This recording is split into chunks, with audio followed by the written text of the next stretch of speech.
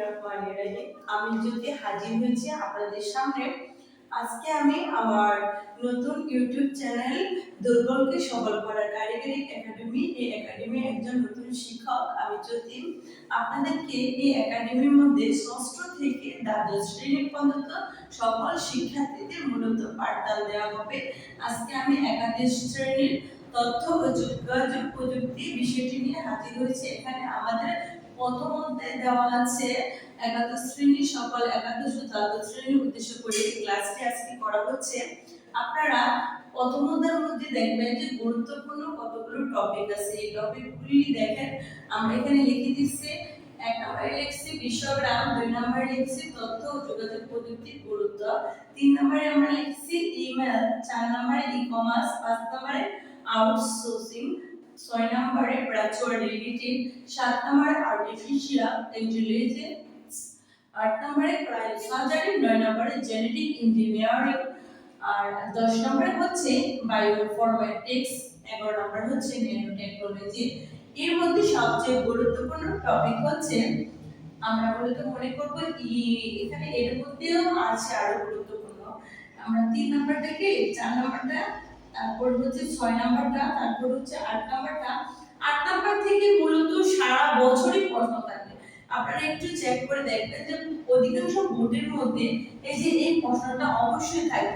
এখানে আমরা আপনাদেরকে অবশ্যই এই প্রত্যেকটা টপিক আপনাদের ডিটেইলস দিয়ে দিব।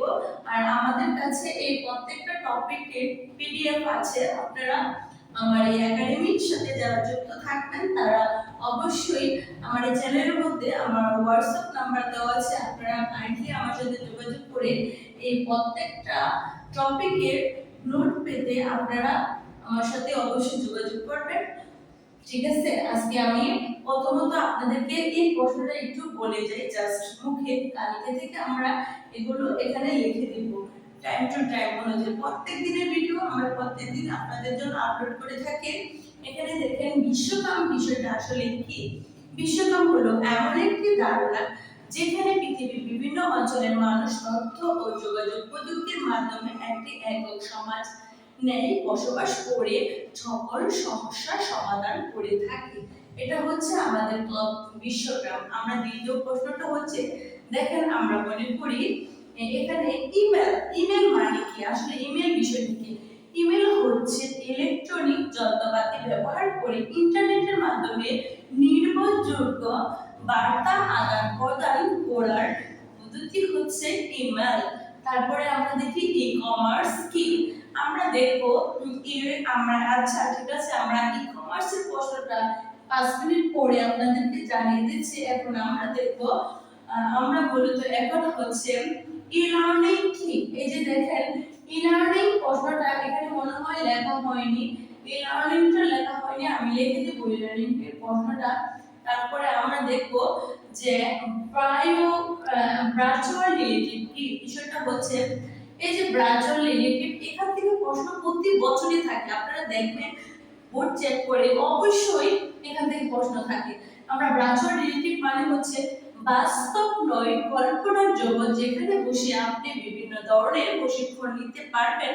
আমরা মনে করি যে আমাদের নারী সমাজে যারা নারীরা আছেন তারা এই যে ভার্চুয়াল রিয়েলিটির মধ্যে থেকে আপনারা অবশ্যই এখান থেকে বিভিন্ন ধরনের প্রশিক্ষণ নিতে পারবেন। যেমন আমরা মনে করি আমরা সৌদি আরবের মেয়েরা যদি গাড়ির ড্রাইভিং শিখে, তারা এই যে ভার্চুয়াল রিয়েলিটি ব্যবহার করে তারা মূলত গাড়ির ড্রাইভিং প্রশিক্ষণ দিতে পারবে। তারপরে আমরা ভার্চুয়াল রিয়েলিটির মধ্যে আবার আমরা বলতে পারবো যে মূলত হচ্ছে এখানে আমরা বিভিন্ন ধরনের অপারেশন করার মতো আমরা প্রত্যেকদিন কিন্তু আমরা লাস্ট আওয়ার আমাদের জন্য এই যে ভার্চুয়াল রিয়েলিটির মধ্যে আমরা বসবাস করে আমরা ওইখানে একটা প্রযুক্তি নির্ভর, এটা হচ্ছে একদম হার্ডওয়্যার এবং সফটওয়্যারের মাধ্যমে তৈরি কিন্তু একটি জগৎ, সেটাকে বলা হয় ভার্চুয়াল রিয়েলিটি। আর এর মধ্যে থেকে আপনি কি করতে পারবেন, এর মধ্যে থেকে আপনি অবশ্যই বিভিন্ন ধরনের প্রশিক্ষণ নিতে পারবেন। যেমন গাড়ির ড্রাইভিং প্রশিক্ষণ নিতে পারবেন, তারপরে আপনি অপারেশন কিভাবে করে এটা জানতে পারবেন আপনি ভার্চুয়াল রিয়েলিটির মধ্যে। আপনি দেখেন আমরা অধিকাংশ সময় কিন্তু আমরা যারা ডাক্তার ইঞ্জিনিয়ারিং করে অপারেশন করার জন্য তারা এই জগৎটার মধ্যে ভর্তি হয়ে তারা মূলত ওদের সামনে এরকম একটা ভিডিও ফুটেজ দেখানো হয়, হাতে থাকে, তারপর ব্রাঞ্চলের হাতের মধ্যে গ্লাস স্ক্রিন থাকে এবং চোখে থাকে চশমা। তারা কি করে এই দুটো লাগানোর পরে তারা মূলত একজন, আমরা মনে করি এর মধ্যে থেকে আপনি সমুদ্রে সাঁতার কাটতে পারবেন, এর মধ্যে থেকে আপনি চাঁদেও যেতে পারবেন, সবকিছু করতে পারবেন। এটার যেমন সুবিধা আছে এটার অসুবিধাও আছে, প্রত্যেকটা জিনিসের সুবিধা থাকে অসুবিধা থাকে। আমরা দেখি এটাকে বলবো আমরা ইতিবাচক, আর একটা বলবো নেতিবাচক। ইতিবাচক হচ্ছে আমরা ভালো দিক, আবার নেতিবাচক হচ্ছে মন্দ দিক। আমরা দেখবো যে অনেক মানুষ আছে এই যে কল্পনা জগতে বসবাস করে, তারা কন্টিনিউস তারা কি করতেছে বিভিন্ন এই যে এরা এই কল্পনা জগতে মনে করে যে যখন এই জগতের মধ্যে তারা থাকে তখন এরা বাইরেরটাকে মূলত মনে করে যে আসলে বিষয়টা তাদের কাছে অন্যরকম হয়ে যায়। আচ্ছা, নেক্সট ক্লাসে আমি আপনাদেরকে ব্রাঞ্চুয়াল রিলেটিভের আরো তথ্য দিয়ে যাব। তারপরে আমরা এখন দেখব যে ই-কমার্স হচ্ছে ইন্টারনেটের মাধ্যমে বিভিন্ন ধরনের ব্যবসা বাণিজ্য করাকে ই-কমার্স বলা হয়। আমরা বলবো আরেকটা ক্রায়োসাদারিক। কি ক্রায়োসাদারিক হচ্ছে সব শীতলতম চিকিৎসা, যার মাধ্যমে বিভিন্ন ধরনের অস্বাভাবিক কোষকে ধ্বংস করে ক্রায়োসাদারির মাধ্যমে। যেমন অনেক সময় একটা প্রশ্ন আসে যে রক্তক্ষরণ ছাড়া কোন পদ্ধতিতে আপনি চিকিৎসা নিতে পারেন, সেটা হচ্ছে ক্রায়োসাদারি।